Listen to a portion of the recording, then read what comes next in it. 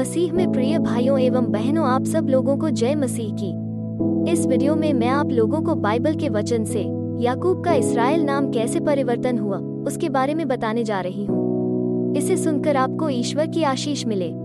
तब परमेश्वर ने याकूब से कहा, यहाँ से निकलकर बेतल को जा और वहीं रह और वहाँ परमेश्वर के लिए वेदी बना, जिसने तुझे उस समय दर्शन दिया जब तू अपने भाई एसाव के डर से भागा जाता था। तब याकूब ने अपने घराने से और उन सब से भी जो उसके संग थे कहा, तुम्हारे बीच में जो पराये देवता हैं उन्हें निकाल फेंको और अपने अपने को शुद्ध करो और अपने वस्त्र बदल डालो और आओ हम यहाँ से निकलकर बेतल को जाएं। वहाँ मैं परमेश्वर के लिए एक वेदी बनाऊंगा, जिसने संकट के दिन मेरी सुन ली और जिस मार्ग से मैं चलता था उसमें मेरे संग रहा। इसलिए जितने पराये देवता उनके पास थे और जितने कुंडल उनके कानों में थे, उन सभी को उन्होंने याकूब को दिया और उसने उनको उस बांज वृक्ष के नीचे जो शेकेम के पास है गाड़ दिया। तब उन्होंने कूच किया और उनके चारों ओर के नगर निवासियों के मन में परमेश्वर की ओर से ऐसा भय समा गया कि उन्होंने याकूब के पुत्रों का पीछा न किया।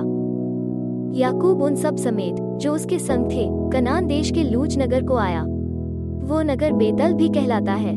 वहाँ उसने एक वेदी बनाई और उस स्थान का नाम एलबेतल रखा, क्योंकि जब वो अपने भाई के डर से भागा जाता था तब परमेश्वर उस पर वहीं प्रकट हुआ था। और रिबका की दूध पिलानेवाली दाई दबोरा मर गई और बेतल के बांज वृक्ष के तले उसको मिट्टी दी गई और उस बांज वृक्ष का नाम अल्लोन बकूत रखा गया।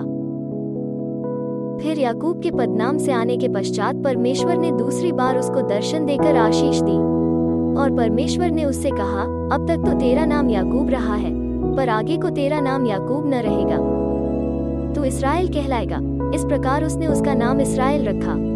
फिर परमेश्वर ने उससे कहा, मैं सर्वशक्तिमान परमेश्वर हूँ। तू फूले फले और बढ़े और तुझसे एक जाति वरन जातियों की एक मंडली भी उत्पन्न होगी और तेरे वंश में राजा उत्पन्न होंगे। और जो देश मैंने अब्राहम और इसहाक को दिया है वही देश तुझे देता हूँ और तेरे पीछे तेरे वंश को भी दूंगा। तब परमेश्वर उस स्थान में जहाँ उसने याकूब से बातें की उसके पास से ऊपर चढ़ गया। और जिस स्थान में परमेश्वर ने याकूब से बातें की वहाँ याकूब ने पत्थर का एक खंभा खड़ा किया और उस पर अर्घ देकर तेल डाल दिया। जहाँ परमेश्वर ने याकूब से बातें की उस स्थान का नाम उसने बेतल रखा। फिर वेदी को बबूल की लकड़ी की 5 हाथ लंबी और 5 हाथ चौड़ी बनवाना। वेदी चौकोर हो और उसकी ऊंचाई 3 हाथ की हो और उसके चारों कोनों पर 4 सींग बनवाना। वे उस समेत एक ही टुकड़े के हों और उसे पीतल से मरवाना। और उसकी राख उठाने के पात्र और फावड़ियाँ और कटोरे और कांटे और अंगीठियाँ बनवाना।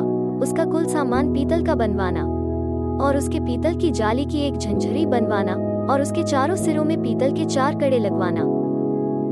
और उस झंझरी को वेदी के चारों ओर की कंगनी के नीचे ऐसे लगवाना कि वो वेदी की ऊंचाई के मध्य तक पहुँचे। और वेदी के लिए बबूल की लकड़ी के डंडे बनवाना और उन्हें पीतल से मरवाना। और डंडे कड़ों में डाले जाएं कि जब जब वेदी उठाई जाए तब वे उसकी दोनों ओर पर रहें। वेदी को तख्तों से खोखली बनवाना, जैसी वो इस पर्वत पर तुझे दिखाई गई है वैसी ही बनाई जाए। पुत्र पिता का और दास स्वामी का आदर करता है। यदि मैं पिता हूँ तो मेरा आदर मानना कहाँ है, और यदि मैं स्वामी हूँ तो मेरा भय मानना कहाँ। सेनाओं का यहोवा तुम याजकों से भी जो मेरे नाम का अपमान करते हो यही बात पूछता है। परंतु तुम पूछते हो, हमने किस बात में तेरे नाम का अपमान किया है? तुम मेरी वेदी पर अशुद्ध भोजन चढ़ाते हो, तो भी तुम पूछते हो, हम किस बात में तुझे अशुद्ध ठहराते हैं? इस बात में भी कि तुम कहते हो, यहोवा की मेज तुच्छ है। जब तुम अंधे पशु को बलि करने के लिए समीप ले आते हो तो क्या यह बुरा नहीं? और जब तुम लंगड़े या रोगी पशु को ले आते हो तो क्या यह बुरा नहीं? अपने हाकिम के पास ऐसी भेंट ले जाओ, क्या वो तुमसे प्रसन्न होगा या तुम पर अनुग्रह करेगा? सेनाओं के यहोवा का यही वचन है। अब मैं तुमसे कहता हूँ, परमेश्वर से प्रार्थना करो कि वो हम लोगों पर अनुग्रह करे। यह तुम्हारे हाथ से हुआ है, तब क्या तुम समझते हो कि परमेश्वर तुम में से किसी का पक्ष करेगा? सेनाओं के यहोवा का यही वचन है।